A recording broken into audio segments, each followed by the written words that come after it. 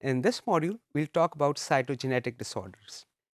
Cytogenetic disorders basically are the disorders in which there is a structural abnormality with the chromosome. We are familiar with what chromosomes are, and these structural abnormalities are generally visible through a microscope.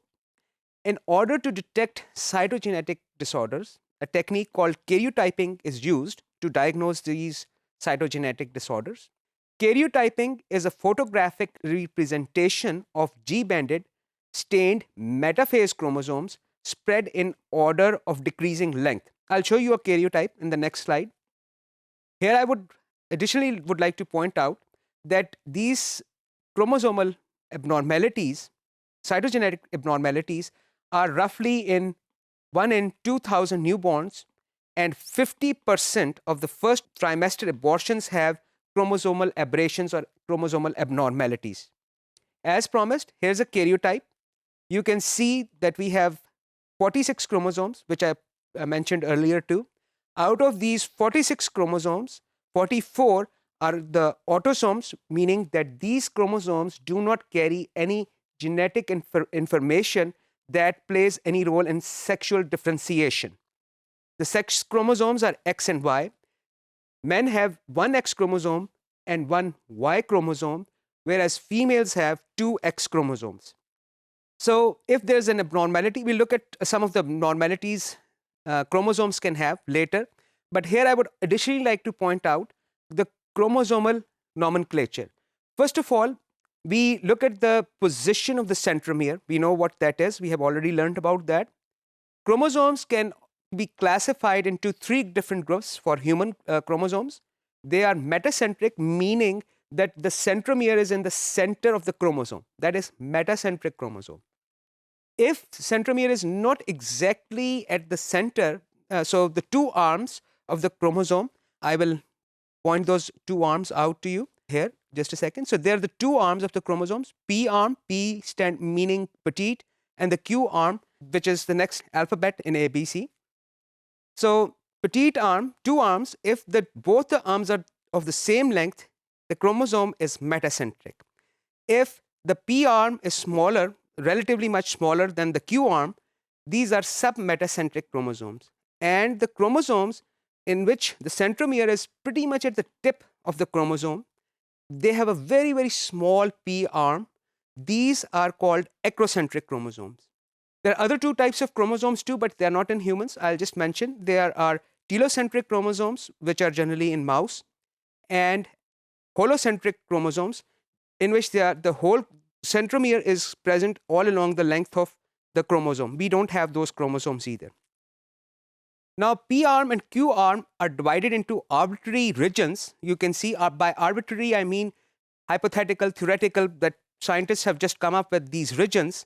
1, 2, 3, you can see that, for example, in this chromosome 1, you can see that these regions are marked right here. These regions have bands, and these bands, if we actually allow these chromosomes to stretch, I won't get into how we do that, but if the chromosomes are longer, even subbands are visible. So if we want to refer to a particular region of the chromosome, we will first say the number of the chromosome number 1, for example. Then we will say which arm it is. So let's say we want to talk about this particular band here. So it will be chromosome number 1. And then we will say the Q arm or the P arm. In our case, it's the Q arm. And then we will say, okay, so which region this particular band is. Then we write the region number and then the band number. So this is how basically you refer to a particular region of the chromosome. Now let's move forward, and we will talk about chromosomal abnormalities, types of chromosomal abnormalities. An exact multiple of haploid, which is N, which is the number of chromosomes in a gamete, a sperm or egg, is exact multiple is called a polyploid. 2N is the number of chromosomes in our autosomal cells or normal cells, non-reproductive cells. So polyploid organisms or polyploidy is basically referring to complete addition, an extra set of chromosomes. So if someone or some organism has 3 times the N, it will be called 3N, or 4 times the N, it will be 4n. That is polyploidy. A chromosomal number that is not exact multiple of n is called aneuploid. Aneuploidy can result from non-disjunction of homologous pair of chromosomes in first meiotic division or failure of chromatids to separate in second meiotic division. This can result in monosomy or trisomy, 2n minus 1 or 2n plus 1 respectively. I would just like to remind you again, here's the meiosis, that here we see meiosis in which there is non-disjunction, and you can see that some of the gametes, two gametes have extra chromosome, these gametes have an extra chromosome, and these gametes have one less chromosome. So this is a type of aneuploidy. This would be n minus 1, 2n minus 1, and this would be 2n plus 1. So now let's move forward. Let's talk about the chromosomal types of structural abnormalities of chromosome. There can be translocations, meaning part of a chromosome breaks and it exchanges a similar size piece, or the piece can be actually longer or smaller. A piece from chromosome breaks and fuses with another chromosome, and there is another piece from here. You can see on the, for example, in the photograph, a little piece of blue chromosome is being exchanged by a little piece of red chromosome. So this is balanced reciprocal translocation. There's another type of translocation in acrocentric chromosomes, which is displayed in the right beneath it. In this, as I've said, that acrocentric chromosomes have a very small P arm. So here you can see the P arm is very, very small.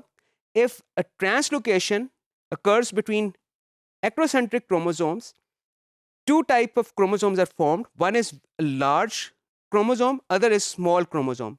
Generally, the tips or the small arm of the acrocentric chromosome is coding for RNA for ribosomes. And since we have more than one acrocentric chromosomes, I can show you that later. We have 5 acrocentric chromosomes. If this small chromosome is lost, it won't have any effect. So anyways, this is a centric fusion or Robertsonian translocation, that's what it is called too, between two acrocentric chromosomes, giving rise to a larger chromosome and one smaller chromosome. There is next category is deletion. A little piece of chromosome is broken off and is lost. That is basically a deletion of chromosome. Another way we can have chromosomal aberration is the two tips of chromosome break and chromosome becomes a circle like shown here. And these two tips, when they break off, the chromosome becomes a circle and the tips or the fragments are lost. So these are some of the types of chromosomal aberrations that can happen. Let's look at some other. Isochromosome. Normally, a chromosome, as we know, when during meiosis, it separates along this axis. In some cases, a chromosome, if a chromosome separates two chromatids, rather than two chromatids separating, the two P arms go to one chromosome and the two Q arms go to another to the other chromosome. We have a chromosome with identical P arms, both arms being identical. This type of chromosome is called isochromosome. This generally happens with the X chromosome. There are inversions. Lastly, a piece of chromosome, we have a chromosome, a little piece breaks and it inverts 180 degree and then again fuses with the chromosome. This is the inversion. If it involves the centromere region, it will be pericentric inversion. If it does not involve the centromere region, it will be paracentric inversion. So we will continue our discussion of cytogenetics in the next module.